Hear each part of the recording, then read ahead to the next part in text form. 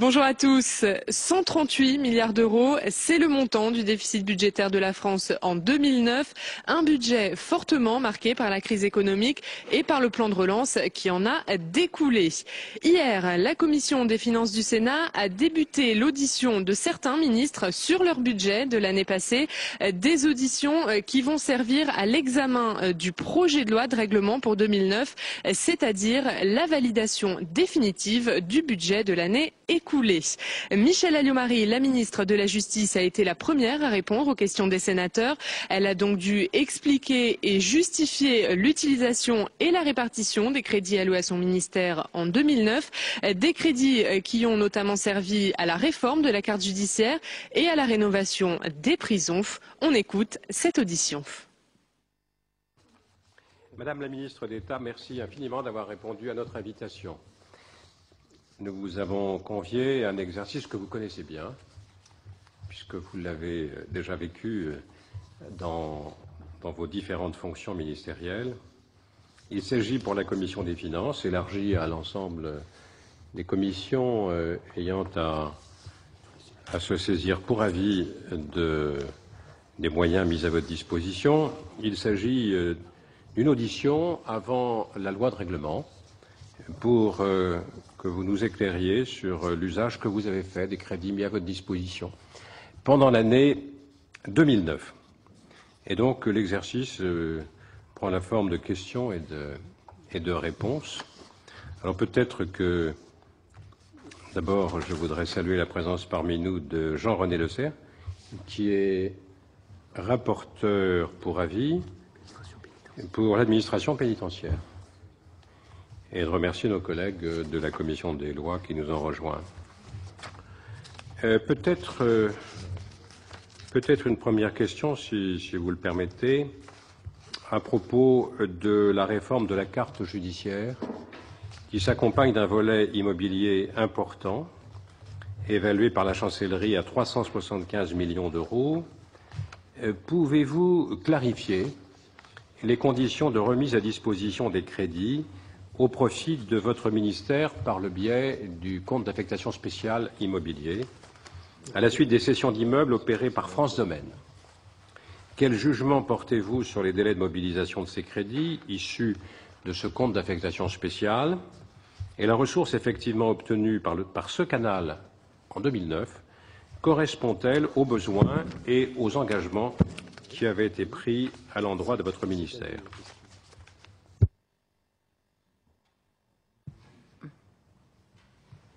Très bien. Monsieur le Président, d'abord merci de votre accueil. Je voudrais vous dire que c'est toujours pour moi un plaisir de venir discuter des crédits devant la Commission des finances et d'une façon générale de venir discuter des budgets devant les commissions compétentes.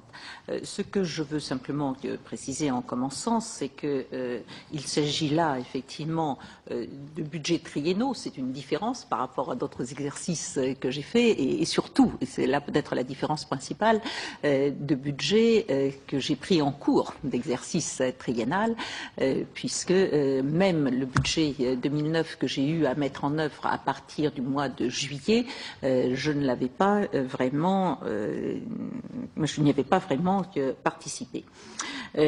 Avant peut-être de répondre, mais très rapidement à votre question, je voudrais juste vous faire part de quelques observations que j'ai pu faire en arrivant dans ce ministère, sur le fait en particulier que les budgets du ministère sont dépendants un peu d'une situation qui remonte à plusieurs décennies.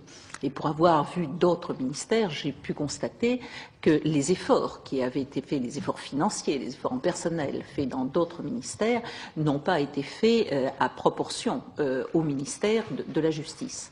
Et dans le même temps, on constate aussi, et au cours de ces dernières années, cela ne fait que s'amplifier, une augmentation sensible des activités de la justice. C'est ainsi que, par exemple, en matière d'affaires civiles, entre 2002 et 2008, les affaires, le nombre des affaires ont augmenté de 58%. En ce qui concerne les décisions rendues en matière pénale, nous avons un taux de progression de 10% et un taux de de réponse pénale qui progresse de 68 à 85%. Or, dans le même temps, les augmentations du budget du ministère de la Justice, même si elles sont améliorées, est très en retrait de cela, puisque ça ne représente finalement qu'une augmentation qui est de l'ordre de 5%. C'est donc là juste une illustration des contraintes qui sont celles de ce ministère. Alors, je reviens bien entendu à votre question, puisque les moyens de la justice doivent s'adapter aussi et prendre en compte une modernisation de l'État que l'on a cherché à faire dans tous les domaines, y compris avec la RGPP. Et la carte judiciaire correspond à la fois à une volonté de rationalisation et d'adaptation de la présence judiciaire sur le territoire, prenant en compte les évolutions démographiques des territoires, les évolutions d'activité aussi sur les différents territoires qui se traduit par une réduction dans un certain nombre de cas de l'activité judiciaire, et tout ceci dans une perspective effectivement qui est celle d'avoir la meilleure adaptation possible des moyens aux ressources. Alors, en ce qui concerne le compte d'affectation spéciale immobilier, comme vous l'avez rappelé, Monsieur le Président, les besoins liés à la réforme de la carte judiciaire ont été fixés à 375 millions d'euros sur la période allant de 2009 à 2013. Et les ressources pour faire face à ce besoin sont attendues à la fois sur le budget général et d'autre part sur le compte d'affectation spéciale immobilière. Alors, en ce qui concerne les encaissements au bénéfice du CAS immobilier judiciaire, nous en sommes à 3,53 millions d'euros en 2009. Pour 2010, aujourd'hui, le ministère ne connaît pas la dotation qui doit être conforme à la lettre du Premier ministre. 40 immeubles relevant de la direction des services judiciaires sont actuellement en cours de cession pour une valeur vénale qui est estimée à 16,47 millions d'euros. Je vous rappelle que, contrairement à ce qui se passe à la Défense, nous ne récupérons pas la totalité des ventes, mais seulement 65% du prix, ce qui veut dire que nous devrions récupérer environ 10,7 millions d'euros. Dans l'hypothèse où les ventes seraient réalisées en 2010, c'est donc ce montant qui serait affecté au financement de la carte judiciaire. Et ce que je veux dire également, c'est que d'une façon plus générale, le montant des actifs immobiliers que le ministère de la Justice a donné à France Domaine se monte à 126 millions d'euros. 175 millions ne sont-ils pas une surévaluation? Ah non, je ne pense pas que les 375 millions d'euros soient une surévaluation, parce que nous avons effectivement une multiplicité de besoins qui sont liés en particulier à la nécessité de retrouver des locaux pour accueillir les personnels qui viennent des juridictions qui sont fermées. Là, c'est parfois extrêmement lourd parce qu'en plus, les juridictions maintenues, la plupart du temps, sont en centre-ville et elles sont déjà elles-mêmes assez à l'étroit. Donc, il faut soit reconstruire, soit étendre, soit acheter un certain nombre de locaux supplémentaires pour pouvoir répondre. Parce que lorsqu'on se déplace, nous étions à Calais il y a quelques semaines. Oui. Oui, ça. Mais c'était dans le Pas-de-Calais. Oui. Eh bien, à Arras, apparemment, une partie des immeubles sont achetés par le Conseil général pour les besoins de la justice. Est-ce que c'est une pratique qui se généralise? C'est une pratique que nous essayons d'obtenir dans toute la mesure du possible. Malheureusement, elle ne se généralise pas suffisamment, en tous les cas à mon goût. Mais si vous le voulez, Monsieur le Président, moi je peux tout à fait vous communiquer la liste des opérations qui sont prévues correspondant à ça. Si vous le souhaitez, vous aurez le détail. C'était la première réponse. Monsieur le rapporteur général. Monsieur le Président, 3 questions brèves, si vous le permettez, à Madame la Ministre. En premier lieu, pouvez-vous nous résumer les mesures prises au titre de la RGPP en 2009 et l'évaluation des économies budgétaires réalisées grâce à ces mesures, enfin en termes d'équivalent temps plein travaillé et de crédit. En second lieu, et c'est notre visite à Reims qui me donne l'idée de cette question, la récente loi sur la protection de certaines catégories de personnes représente sans doute un défi pour les juridictions comme pour les organismes de tutelle. Pouvez-vous nous en dire un mot, avec en particulier les enjeux budgétaires liés à la mise en œuvre de cette législation? Et en troisième lieu, s'agissant de la récente loi pénitentiaire, elle encourage le travail en milieu carcéral. Ces encouragements ont-ils été concrètement suivis d'effets dès 2009? Et là encore, quelles en sont les incidences budgétaires? Monsieur le rapporteur général, la RGPP porte effectivement se traduit par des mesures qui affectent à peu près tous les services du ministère de la Justice, aussi bien la centrale que les différentes directions. Dans ces mesures RGPP, il y a donc la carte judiciaire dont je viens de vous parler. Il y a également la rationalisation de la protection judiciaire de la jeunesse qui se traduit en particulier par le regroupement en centres interrégionaux d'un certain nombre de centres régionaux, qui, je le sais, suscite parfois une certaine émotion. Cela se traduit d'ailleurs également, et c'est une autre de mes préoccupations dans le cadre de la RGPP, même si elle n'était pas directement inscrite, par une clarification des répartitions de compétences entre l'État et les collectivités territoriales, puisque en particulier en ce qui concerne la protection non pénale, si je puis dire, de la jeunesse, la loi de 2003 normalement en faisait une compétence des conseils généraux et elle n'avait pas été toujours mise en œuvre. Donc nous avons là des traductions qui se concrétisent en termes de fermeture de centres, mais également de diminution de personnel.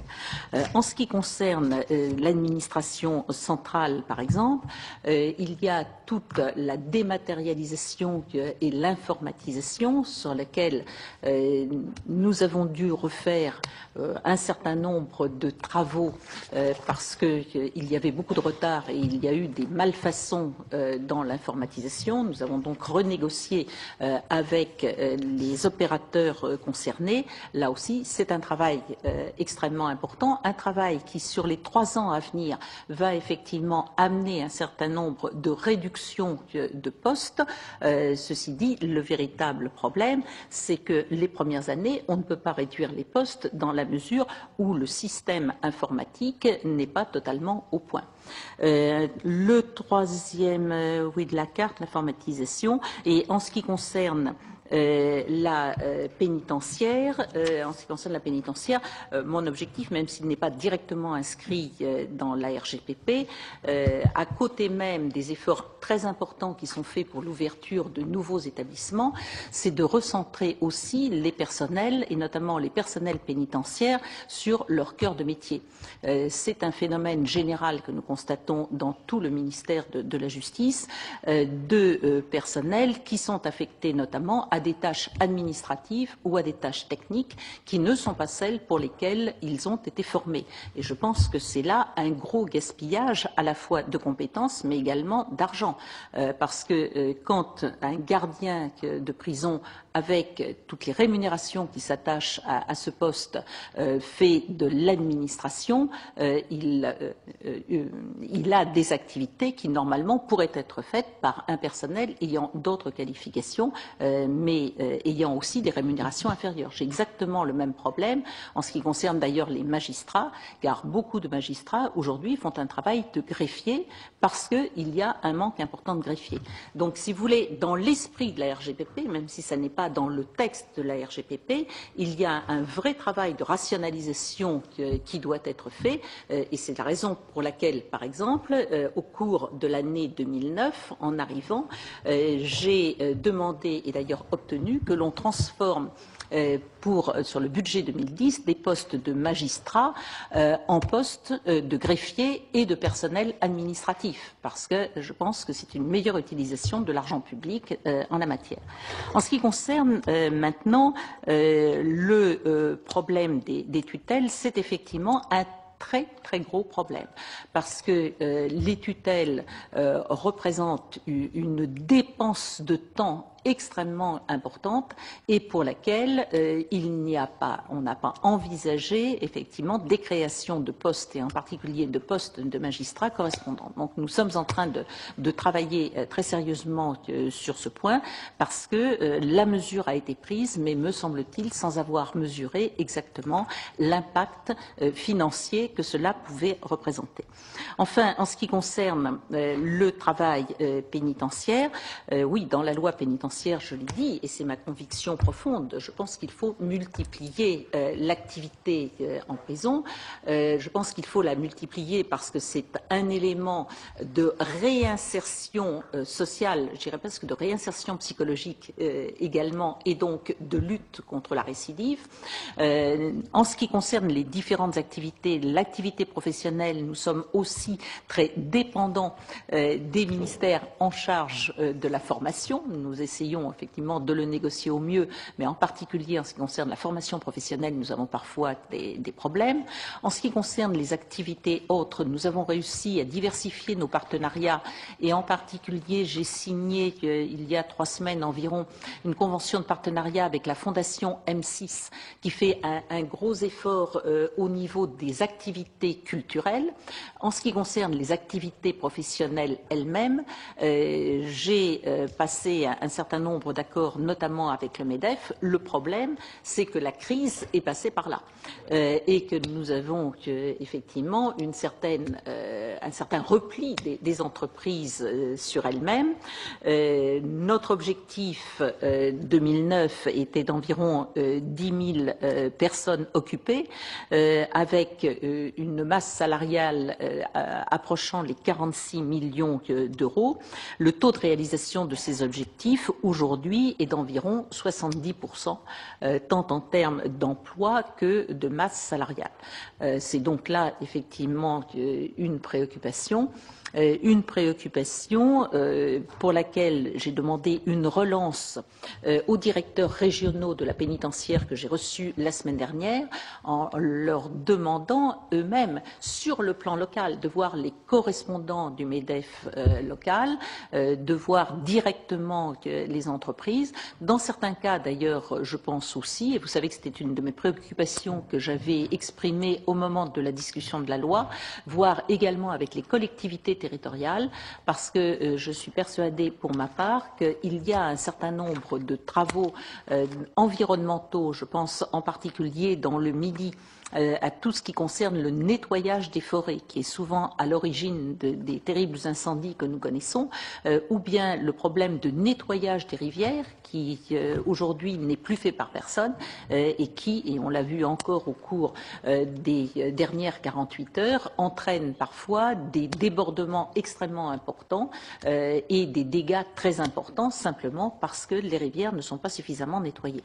Alors bien entendu, ça ne peut pas se généraliser au-delà d'un certain niveau, mais je pense qu'il y a là de vraies possibilités d'activité et en même temps d'ailleurs que c'est quelque chose qui peut être important sur le plan psychologique, tant pour les détenus, parce que je pense qu'il faut aussi, moi je suis frappée quand je vois des détenus simplement mettre des oignons dans des sacs de plastique, ce que des machines peuvent faire, je ne pense pas que ce soit vraiment une préparation à la sortie. En revanche, quand on arrive à leur faire des activités qui ont une réelle utilité sociale et qui sont en phase avec la société moderne, je pense que pour eux, c'est leur donner d'autres perspectives. Je vais inaugurer demain à Versailles un centre d'appel dans une prison de femmes. Il est évident que c'est quelque chose qui, à ce moment-là, les remet sur un autre chemin, en plus des possibilités qu'il peut y avoir à la sortie, parce que c'est un secteur qui est créateur d'emplois. Bien, je pense que dans tout ça, nous devons travailler dans ce sens et que c'est important d'ailleurs aussi pour l'opinion publique, parce que si l'opinion publique voit des détenus travailler à des travaux qui sont aussi dans l'intérêt général, je pense que ça pourra peut-être changer un peu le regard sur la prison et sur le rôle que peut jouer la prison dans la société. Et ça aussi, c'est une de mes préoccupations, parce qu'on ne luttera pas contre la récidive si on n'arrive pas à avoir une intégration, une réinsertion sociale réelle. Et vous n'avez pas de réinsertion sociale réelle si vous avez une opinion publique qui demeure aussi réticente et aussi négative à l'égard du monde pénitentiaire. Il y a d'ailleurs des entreprises qui préparent l'insertion dans le travail chez des détenus qui sont en formation professionnelle pour qu'à la sortie, ils puissent sûrement des formules. Sinon, le travail carcéral est une forme de délocalisation d'activité et d'emploi. Je dirais qu'il est évident que le travail carcéral ne correspond pas au contrat de travail tel que nous le connaissons, à aucun point de vue. Donc ça peut correspondre à ça. Ceci dit, il faut voir ce qu'est aussi la population carcérale, à qui on ne peut pas donner n'importe quel travail à faire. N'oublions pas que nous avons que 50% de la population qui a de très gros problèmes psychologiques, voire psychiatriques, que nous avons une part très importante de la population qui est illettrée, que nous avons une part importante de la population qui n'est pas formée. Donc il faut effectivement trouver les bons créneaux. Pour autant, encore une fois, moi je suis choquée quand je vois faire des choses qu'une machine peut faire. Parce que vous ne réhabilitez pas un homme en simplement le mettant à la place de la machine. Et c'est une des choses qui m'a frappée quand j'ai visité des ateliers d'activité dans certaines prisons. Merci Madame la Ministre d'État. Monsieur le rapporteur spécial, Roland Duluart. Merci, Monsieur le Président. J'avais 3 questions, mais le Président et le rapporteur général en ont déjà mangé 2, en partie du moins. Alors, je vais vous parler, Madame la Ministre, d'un des sujets qui me tient très à cœur, je dirais presque que c'est un fantasme, c'est le problème des frais de justice. Grâce à la LOLF, nous avons fait passer les frais de justice en crédit limitatif aujourd'hui, alors qu'ils étaient simplement évaluatifs avant. Ça a donné de bons résultats, mais il semblerait que, de nouveau, la dynamique des frais de justice pose problème. Lors du budget de 2010, je vous avais dit que je doutais un petit peu de la sincérité des évaluations fournies par la chancellerie.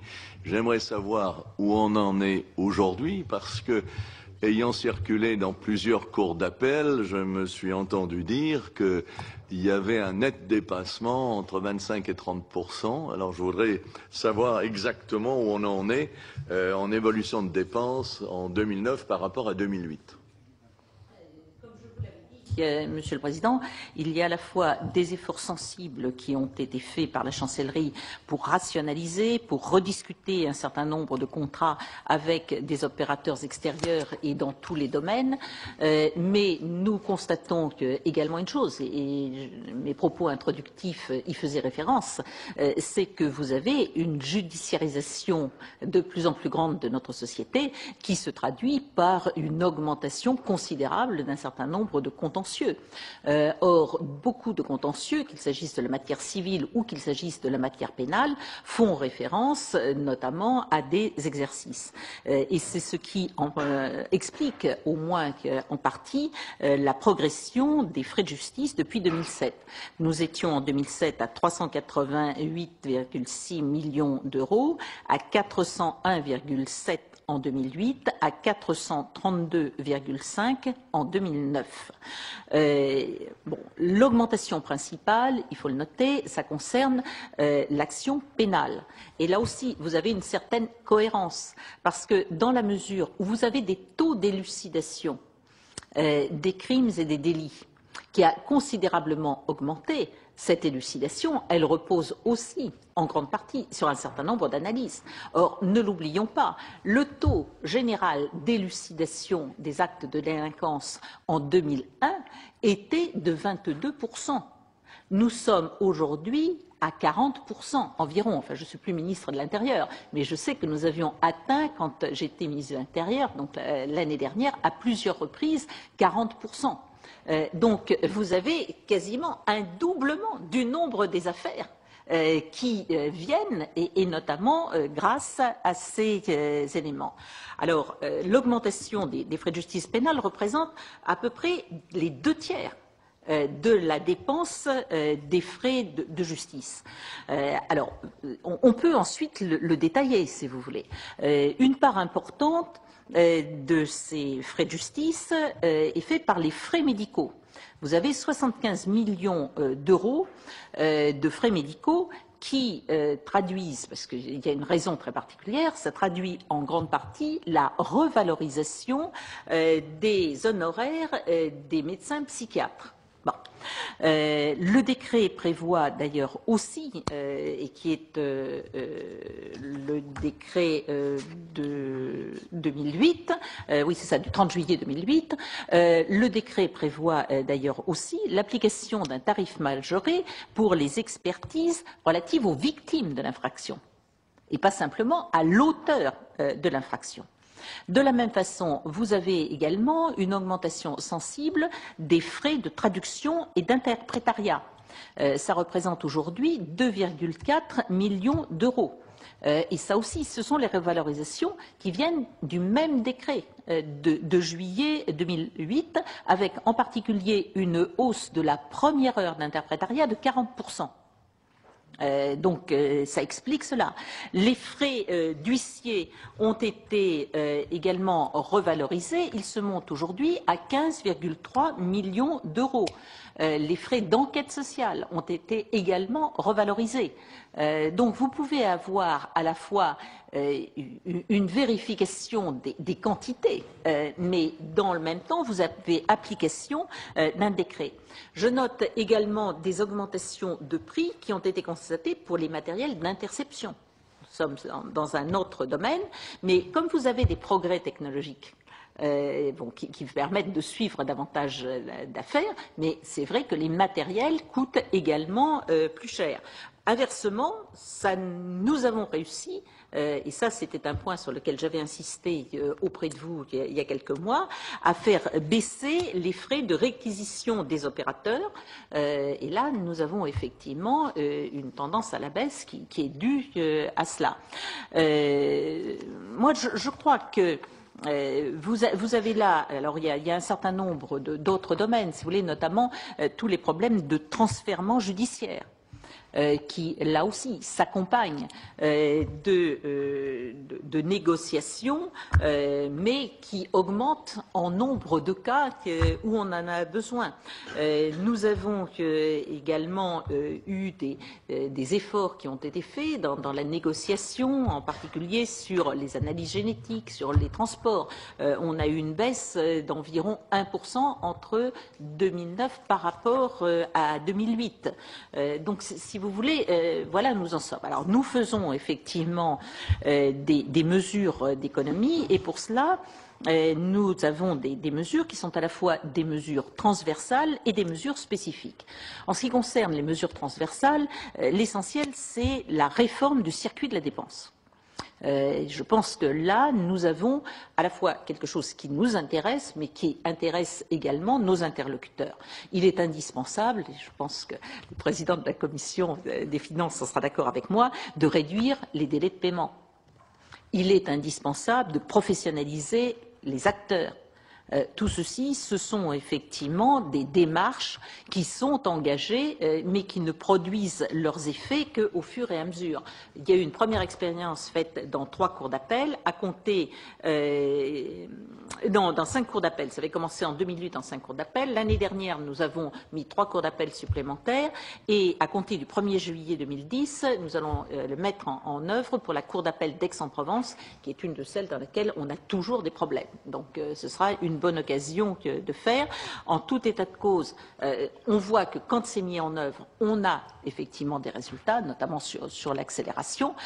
Avec, d'ailleurs, il faut aussi en avoir tout à fait conscience, un rythme de consommation des crédits qui va être plus rapide. Mais ça, je ne pense pas que ça gêne la Commission des finances, puisque c'est au contraire un élément de clarification et de bonne gestion. Donc nous allons également faire ça. De la même façon, je ne sais plus si c'est devant vous, je disais, j'ai réuni il y a 15 jours les chefs de cour pour les sensibiliser à la maîtrise des frais de justice. Et pour essayer de le dire qu'il devait effectivement à la fois répondre aux besoins, mais faire très attention et avoir une information et transmettre. Au 31 décembre, il n'y avait pas trop de factures sous le coude impayées parce que. Il y en a eu beaucoup en début d'année. Et nous avons rattrapé, et surtout cette année, nous avons réussi à faire débloquer des décrets d'avance plus rapidement, ce qui permet. Oui, mais ça ne veut pas dire pour autant qu'il n'y ait pas des factures sous le coude. Ce qui ne veut pas dire non plus qu'il n'y ait pas de factures sous le coude. Vous avez une évaluation de ces arriérés? Oui, je le crois, mais je ne me souviens plus. Vous vous souvenez du chiffre Ça, c'est pas. Au moins 30 millions. Et vous voulez passer les provisions au 31 décembre je pense. Je ne suis pas sûre qu'on atteigne 30 millions maintenant, parce que nous avons. 31 décembre dernier. Ah, au 31 décembre, oui. Mais il y a des choses qui ont été reprises, et normalement, avec l'accélération que nous voyons, nous devrions arriver en début d'année 2011 pratiquement à liquider ces retards, à condition, bien entendu, que nous ayons les moyens nous permettant de suivre l'augmentation en la matière. Monsieur Duhart. Madame la garde des Sceaux, si vous me permettez, est-ce que vous avez encore une réserve pour les frais de justice? Parce qu'on me dit qu'à fin septembre, dans beaucoup de cours, les crédits seront intégralement consommés. Alors, il faut que vous ayez une réserve. Et puis, avec tous les arguments que vous avez donnés qui sont très convaincants, je crois que dans le cadrage du budget de la justice pour 2011, il est indispensable qu'on ne sous-estime pas le volet frais de justice, puisque, de par les améliorations sur le plan pénal, les consommations sont plus fortes et nous ne pouvons que nous en féliciter. Mais je crois que là-dessus, la Commission des finances sera à vos côtés, parce qu'il vaut mieux avoir la vérité sur les besoins. Et la justice, c'est quand même essentiel. À vos côtés si vous réduisez vos crédits. Oui, si vous voulez, bon, moi je suis très sensible à cela, puisque effectivement l'année dernière, quand je suis arrivée, dès le mois de juillet, les juridictions m'ont dit qu'elles étaient dans l'incapacité de payer au mois de septembre. Donc nous avons réussi à débloquer ces crédits, ce qui nous permet effectivement, ce qui nous a permis de finir à peu près l'année avec des reports qui ont été quand même limités. En plus, nous avons obtenu au mois de mars un dégel des crédits relatifs notamment aux frais de justice, ce qui a permis de ne pas accumuler un certain nombre de retards. Et effectivement, nous sommes dans une situation où normalement nous devrions obtenir de nouveau les moyens nécessaires pour permettre de répondre aux besoins des juridictions pour la fin de l'année. Et ceci d'autant plus que nous avons renégocier un certain nombre de choses, notamment avec des mises en concurrence qui ont permis d'obtenir des réductions significatives des coûts unitaires d'un certain nombre d'analyses. Je pense en particulier aux analyses génétiques, ce qui nous permet de diminuer. Mais c'est une sorte de course, si vous voulez, entre notre capacité d'obtenir des opérateurs de sensibles réductions et, d'autre part, l'augmentation des volumes. Et ça, c'est une réalité de ce ministère.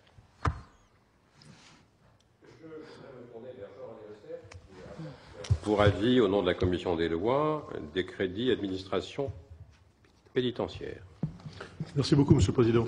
Je souhaiterais, Madame la ministre d'État, profiter de l'hospitalité de la Commission des finances, que je remercie, pour attirer votre attention sur 3 points. Le premier point concerne les établissements pénitentiaires pour mineurs. Établissements pénitentiaires pour mineurs qui ont été décidés par la loi de 2002, qui sont désormais tous en fonctionnement, que j'ai quasi tous visités, tous sauf un que je visiterai bientôt.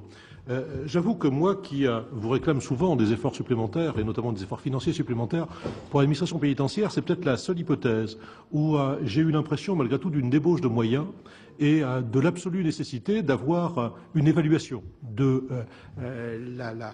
résultats des établissements pénitentiaires pour mineurs par rapport justement aux moyens engagés. On m'a parlé pour 2009 de prix de journée, par exemple, qui étaient tous supérieurs à 1 000 €. Alors peut-être se trouvait-on en période de montée en charge. J'aimerais effectivement savoir ce qu'il en est. À l'inverse, je voulais attirer votre attention sur des initiatives de la pénitentiaire, des initiatives quelquefois de longue date, qui me paraissent remarquables à tout point de vue. Et j'aimerais savoir si elles le sont également au plan financier. J'incline à penser qu'elles le sont également à ce plan-là. Je voudrais donner 2 exemples. L'exemple de Casabianda, la prison sans mur en Corse, où le travail des personnes détenues devrait logiquement limiter le coût de la prison pour le ministère, et ce qui amène à se demander s'il ne faudra pas trouver effectivement d'autres hypothèses où de nouveaux Casabianda, peut-être d'une autre forme, pourraient être mis en place. Et puis un deuxième exemple, c'est la prison de Château-Thierry. Château-Thierry, qui est une prison qui accueille des personnes souffrant de maladies mentales et de maladies mentales très lourdes. Si elle n'était pas à Château-Thierry, elle devrait soit être hospitalisée d'office, soit être dirigées vers des UMD, soit être dirigées désormais vers des UHSA. Elles sont remarquablement soignées, accompagnées à Château-Thierry, à des coûts qui, à mon avis, sont sans commune mesure avec les coûts des UMD ou les coûts des UHSA. Là aussi, cela permettrait de songer peut-être à faire en sorte que Château-Thierry ne soit pas une seule exception sur le territoire français, mais qu'on puisse réfléchir à ce qu'il y ait 2 ou 3 peut-être établissements de ce type. Enfin, je voulais vous exprimer mon inquiétude sur le fait qu'en 2009, il y a eu parfois des retards de paiement en ce qui concerne les heures supplémentaires d'un certain nombre de personnels de l'administration pénitentiaire et notamment des personnels de surveillance. Et dans le climat extrêmement tendu que connaissent aujourd'hui les prisons de la République, je crois qu'il faut absolument éviter que ces hypothèses se renouvellent cette année et les années à venir. Je vous remercie. Jean-René Le Cerf, oui, à cet égard, j'avais une question à vous poser.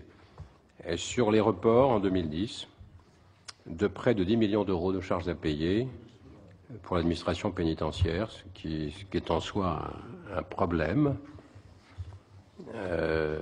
Donc là-dessus, pouvez-vous nous éclairer, j'espère nous rassurer,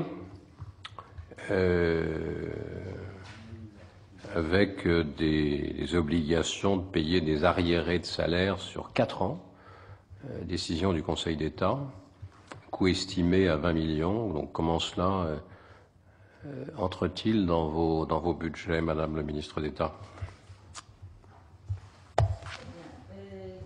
Donc, Monsieur Le Cerf, en ce qui concerne les établissements pour mineurs, c'est vrai que le taux d'occupation de ces établissements est extrêmement inégal et que cela conduit à un coût qui est extrêmement élevé. Parce que dans la mesure où vous avez un petit nombre de mineurs, parce que géographiquement ils relèvent de cet endroit, et néanmoins vous êtes bien obligé de faire face aux charges générales qui sont celles de l'établissement. Au total, il y a 213 mineurs qui sont dans ces conditions au 1er janvier 2010, ce qui donne un taux d'occupation de 73%. Donc effectivement, les 1 000 € calculés par mineur correspondent aussi à ce taux d'occupation de 73%.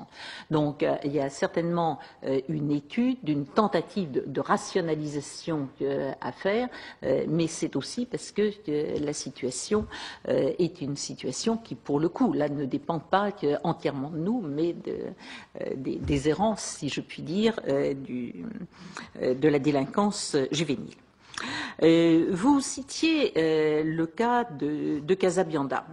Casabianda, c'est effectivement ce qu'on appelle la prison ouverte.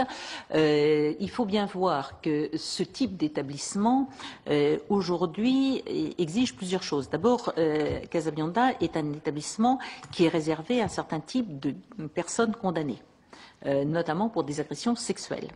Et donc, ce type d'établissement correspond assez bien à la faculté d'encadrement de ces personnes.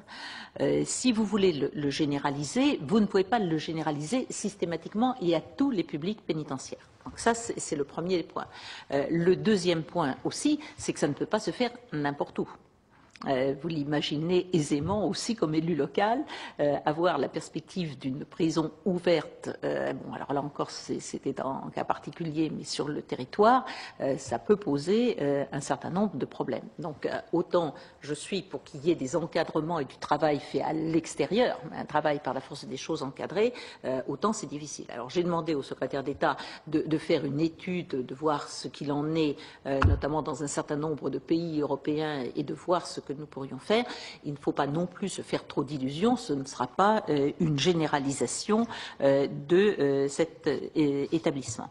En ce qui concerne, non pas le problème, mais l'exemple de Château-Thierry, bon, moi je ne suis pas contre ça, mais il faut bien voir que vous avez quand même une réticence extrêmement forte venant de la santé sur des expériences de ce genre. Et c'est la raison pour laquelle je ne vais pas m'en plaindre, puisque de toute façon, la participation financière du ministère de la Justice est très inférieure à celle du ministère de la Santé sur les UHSA, les unités spécialement aménagées.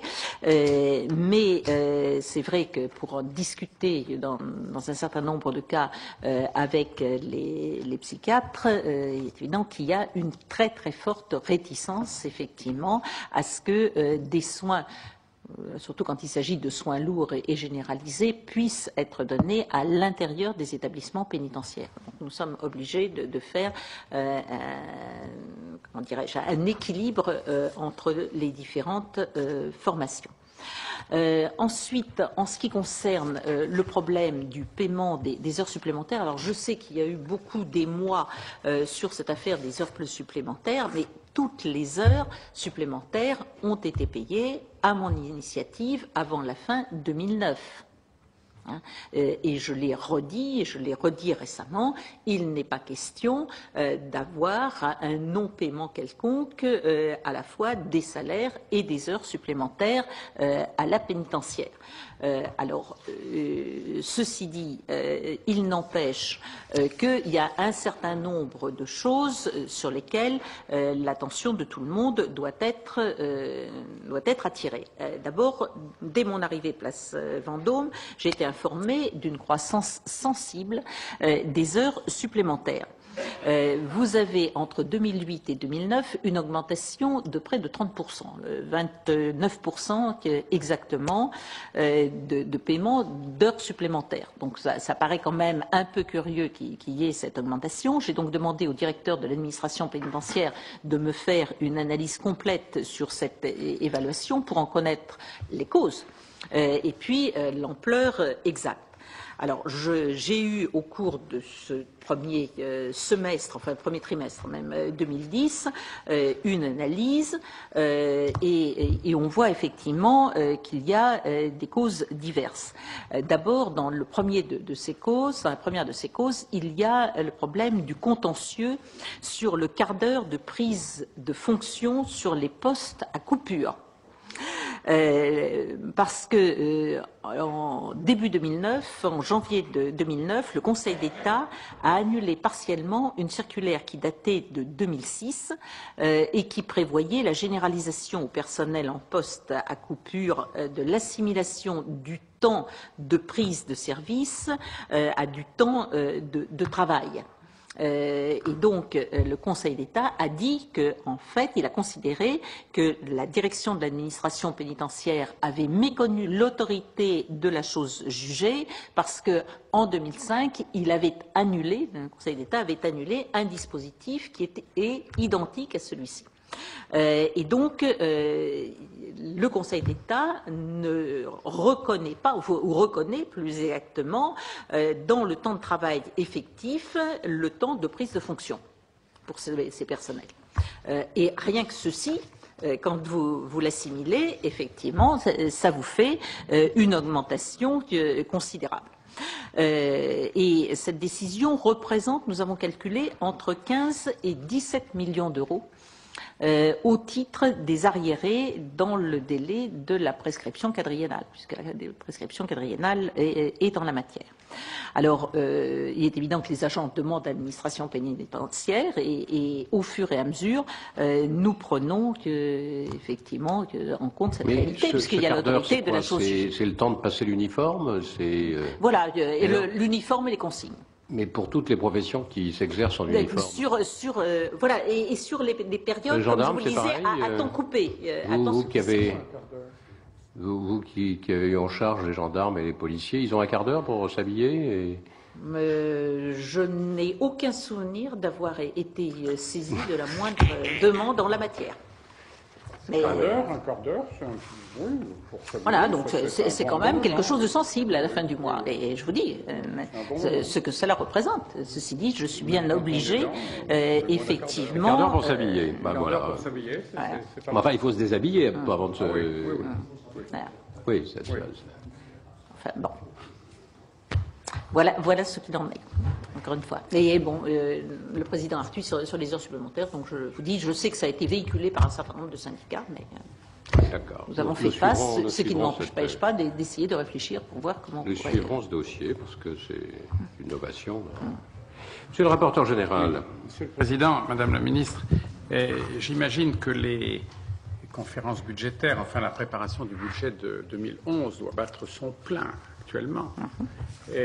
J'ai lu les directives du Premier ministre qui font état, si je ne m'abuse, de moins 10% sur les crédits d'intervention.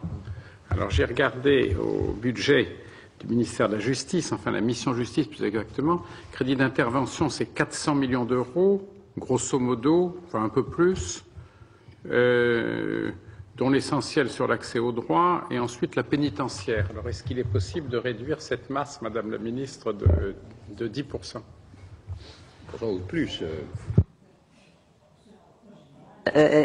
Nous revenons... Bien sûr. Bien sûr. Mais nous revenons à ce que je disais tout à l'heure, et je le dis d'autant plus que je le disais encore ce matin au Premier ministre dans le cadre de certains arbitrages budgétaires. Bien entendu, il y a des efforts qui doivent être faits par tout le monde. Il est évident que ça n'est pas la même chose que de demander des efforts à des ministères qui, depuis 50 ans, ont chaque année une augmentation sensible de leurs crédits et peut-être au-delà de leurs activités. Et de demander les mêmes efforts à un ministère qui, depuis 50 ans, non seulement n'a pas eu une augmentation équivalente de ses crédits, et qui, d'autre part, se trouve confronté à un phénomène de sa propre société qui entraîne davantage, et très sensiblement, davantage d'activités, que ce soit au pénal ou que ce soit au civil. Alors, en ce qui concerne les crédits d'intervention, à vrai dire, nous n'avons pas de véritable crédit d'intervention. Ce que nous avons, c'est soit l'aide juridictionnelle, c'est peut-être ce dont vous souhaitiez que je vous parle, soit des crédits de fonctionnement de la pénitentiaire, mais dans un cas comme dans l'autre, si vous voulez, Bercy ne considère pas qu'il s'agit de crédits d'intervention comme on en trouve dans d'autres ministères. Voilà. Ça ne vous rassure pas, monsieur le rapporteur général? Non, ça ne me rassure pas parce que dans ma colonne, ce sont bien des crédits d'intervention. Mais bon, je vous signale que nous avons 50 milliards à économiser. Voilà, par rapport à d'autres ministères, c'est quand même pas encore très gros. Monsieur Doligé. Monsieur Doligé. Oui, merci, monsieur le Président. Madame le ministre d'État, vous avez parlé tout à l'heure de l'évolution relativement importante des coûts d'un des facteurs qui était la judiciarisation. Pardon. Donc, moi, je m'inquiète un peu aussi, effectivement, parce que est-ce un mal nécessaire? Est-ce irréversible? Est-ce un sport national? Est-ce qu'on peut strictement rien y faire et qu'on doit constater que la chose évolue d'année en année? Ou y a-t-il un moyen de le mesurer, de freiner, de réorienter? J'ai vu il n'y a pas si longtemps que ça le procureur de la République dans mon département et qui m'a dit je dois être, alors je ne sais pas si on était à fin janvier ou à fin décembre, j'espère qu'on était à fin décembre, je dois être depuis le début de l'année à 35 000 plaintes qui m'arrivent comme ça et qu'on est obligé de regarder dès qu'on a le temps, etc. Et avec ces 2 ou 3 secrétaires dans le bureau, on imagine qu'ils étaient dans l'incapacité de lire des documents, souvent manuscrits, qui prennent 25 pages où les gens racontent beaucoup de choses intéressantes. Donc y a-t-il un moyen de mesurer, un moyen de freiner, un moyen de faire quelque chose? Sinon, on n'en sortira jamais. On continuera chaque année avec une société qui incite chacun à aller se plaindre de tout. J'ai l'impression que vraiment c'est un risque de coût considérable que l'on n'arrivera pas à maîtriser. Oui, vous avez tout à fait raison de dire que c'est un véritable risque qui me préoccupe et qui me préoccupe d'ailleurs depuis très longtemps, puisque alors même que j'étais au ministère de la Jeunesse et des Sports, c'était pas vraiment sur la judiciarisation et encore, j'avais attiré l'attention sur le risque représenté des plaintes de plus en plus nombreuses qui faisaient relever les taux des primes d'assurance. Puisque là aussi, il y avait les assurances se plaignaient de plus en plus que l'on se retournait contre elles, y compris quand il y avait un problème quelconque dans l'exercice d'un sport. C'est un phénomène qui a commencé aux États-Unis et effectivement que nous voyons se développer avec, il ne faut pas le cacher, parfois de la part de certains juristes en particulier, une tendance à pousser les gens à aller porter plainte et je dois dire qu'il y a même quelques avocats sans doute en mal d'affaires, puisqu'on a un gros problème des avocats aussi dans ce domaine et d'avocats qui sont au niveau du SMIC dans un certain nombre d'endroits et on en voit aujourd'hui qui sont à la sortie des cliniques ou des hôpitaux pour demander aux gens si vraiment ils n'ont pas à se plaindre de ce qui s'est passé. Donc ça participe aussi à ce phénomène. Alors face à ça, parce que le constat, je crois que nous le faisons tous, face à cela, qu'est-ce que l'on peut faire? Moi, ce que j'essaie de faire, c'est de développer 2 phénomènes qui sont deux actions juridiques qui sont celles de la conciliation et celles de la médiation. Pourquoi? D'abord, c'est pas simplement pour ne pas aller jusqu'au contentieux et pour le coût, mais je pense que c'est aussi un autre problème de notre société. Quand vous avez une société qui multiplie les contentieux, vous avez aussi une société qui est beaucoup plus agressive et une société qui crée beaucoup plus de frustration. Parce que dans un procès, dans une décision judiciaire, vous avez toujours celui qui a gagné et celui qui a perdu. Et en général, celui qui a gagné n'est jamais totalement content de ce qu'il a gagné et celui qui a perdu est très mécontent. Et donc, ça continue de créer une crispation au-delà même du jugement. Tandis que si on peut amener des personnes, voire antagonistes au départ, à se mettre d'accord sur une solution, là, on prévoit leurs relations futures qui peuvent s'établir sur la base de cet accord d'une façon beaucoup plus pacifiée. Et je pense que nous avons besoin de faire le maximum pour essayer de pacifier notre société. La France a réellement besoin de cela. Donc, je suis en train de prendre sur le plan juridique, sur le plan des textes, un certain nombre de mesures pour développer la conciliation et la médiation. C'est-à-dire notamment dans le domaine familial, par exemple. Il est prévu désormais que dans un certain nombre de contentieux, il y ait une conciliation obligatoire avant de voir le juge. De la même façon, vous le savez sans doute, dans des cas de divorce, lorsqu'il n'y a pas d'enfants mineurs, lorsqu'il n'y a pas de vrai contentieux entre les personnes, il paraît un peu absurde de devoir aller jusqu'au juge, ce qui veut dire aussi toute la mécanique judiciaire qui est mobilisée pour quelque chose où au départ les gens sont d'accord. Donc je pense qu'il y a là des phénomènes de gain de temps, de gain d'énergie, de gain d'emploi et en même temps de facilitation des relations sociales. Donc tout ça c'est vraiment quelque chose que nous développons, y compris d'ailleurs dans le domaine commercial. Il n'y a que dans le domaine prud'homal où j'ai essayé, mais il existe un certain nombre de choses. Les syndicats sont réticents à aller au-delà de ce qui existe. Mais pour autant, ce sont toutes ces différentes procédures alternatives, si je puis dire, que j'essaie aujourd'hui de développer dans tous les domaines. Une autre idée également figure dans le rapport d'Arroy, qui consiste également, lorsqu'il y a aide juridictionnelle, pour éviter que l'aide juridictionnelle en elle-même soit un facteur incitatif pour les personnes qui en bénéficient à aller systématiquement devant la justice, il y a l'idée de demander un ticket modérateur à l'aide juridictionnelle, ce qui est d'ailleurs quelque chose qui existe déjà dans la plupart des pays européens. Nous avons peu parlé, Monsieur le Président, de l'aide juridictionnelle. C'est un domaine dans lequel nous sommes en train de travailler aujourd'hui. Ça représente un budget important puisque c'est plus de 300 millions d'euros. En même temps, cela est en train d'augmenter considérablement puisque le nombre des contentieux augmente. Ça n'est pas très satisfaisant parce qu'en même temps, les plafonds ne sont pas très élevés et que même lorsque des personnes ont des moyens nécessaires pour se payer un avocat, ces personnes sont souvent amenées à renoncer à défendre leurs droits parce que si elles peuvent payer l'avocat, elles ne peuvent pas payer l'expert. Or, aujourd'hui, vous avez énormément de contentieux qui exigent l'intervention d'un expert, dans lequel l'intervention de l'expert est demandée.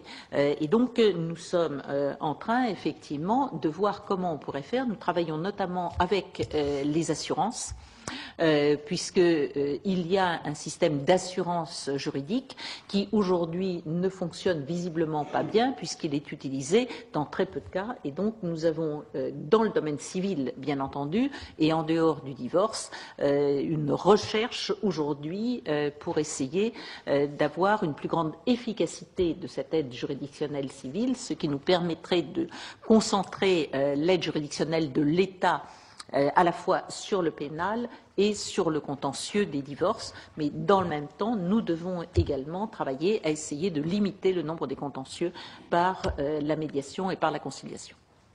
Les compagnies d'assurance ne pourraient pas s'inspirer de cette philosophie pour éviter de porter la plupart des affaires contentieuses devant les juridictions? Nous essayons aussi de les convaincre de cela. Elles ont effectivement toujours tendance à se dire qu'elles gagneront davantage en allant devant le juge. Et puis voilà, et ça dure. Nous pensons qu'il faut aussi les convaincre d'essayer de jouer davantage le jeu de la conciliation ou de l'accord entre-temps, sans que pour autant, d'ailleurs, la personne concernée ne se trouve dans une trop grande situation d'infériorité face à la pression que peut représenter une compagnie d'assurance. Je me tourne vers mes collègues de la Commission des finances, de la Commission des lois et d'autres commissions du Sénat qui nous ont rejoints cet après-midi pour vous entendre. Il n'y a pas d'autres demandes d'interrogation, ce qui ne serait pas un inconvénient compte tenu de l'heure. Le président Poncelet, vous voulez poser une question? Nous sommes à la recherche d'économie dans ce domaine. J'ai entendu à l'instant dire qu'il y avait trop d'avocats, ce qui est vrai. Il y en a qui ne sont pas au SMIC. Par conséquent, on pourrait demander aux parlementaires qui veulent transformer leur état de situation pour devenir avocat, d'éviter de le faire. Ça serait déjà des avocats en moins. Première économie. Deuxième économie, moi, je viens d'écouter cette réunion. Je regrette qu'il n'y ait pas beaucoup de monde. Mais enfin, excellente, les informations sont données. Alors peut-être qu'il faudrait aussi, ça ferait une économie, modifier la loi organique qui prévoit que le rapporteur peut aller sur pièce et sur place, vérifier le fonctionnement du ministère de la Justice. C'est pas la peine qu'il se déplace, puisqu'on a déplacé le ministre parce qu'on a les renseignements. Là, une petite économie à faire, parce que tant qu'il est pris là, il n'est pas fait autre chose. Je fais les deux. Hein? Ah, d'accord. Je remercie le président Poncelet qui a qualifié d'excellente cette audition. Nous le devons à la ministre d'État. Qu'elle en soit remerciée. Ainsi prend fin cette audition. Michèle Alliot-Marie, la ministre de la Justice, a donc été la première auditionnée par la Commission des finances du Sénat dans le cadre de la préparation de l'examen du projet de loi de règlement pour 2009. Les auditions des ministres se poursuivent jusqu'à demain. Cet après-midi, la réforme des retraites va animer l'hémicycle. Les sénateurs débattront de cette réforme en présence d'Éric Woerth, le ministre du Travail, qui a annoncé ce matin l'avant-projet du gouvernement sur cette réforme. Il a donc officialisé le recul de l'âge légal de départ à la retraite à 62 ans. Vous pourrez bien sûr suivre ce débat sur notre antenne à partir de 16h30. Très bonne journée.